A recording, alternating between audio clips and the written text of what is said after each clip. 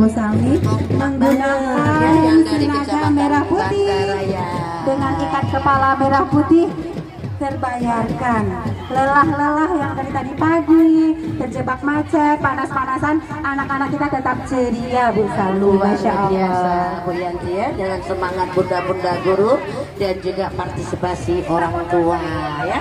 Pada hari ini ayahanda ibunda tercinta juga yang sudah nantinya mempercayai bunda-bunda guru kita PAUD sekota Banda Aceh dalam acara HUT RI yang keberapa Bu Yanti? Yang ke-77 Kota Banda Aceh. Masya Allah, terima kasih kami ucapkan kepada Bapak PJ Wali Kota Banda Aceh berserta dengan Bunda PAUD Kota Banda Aceh.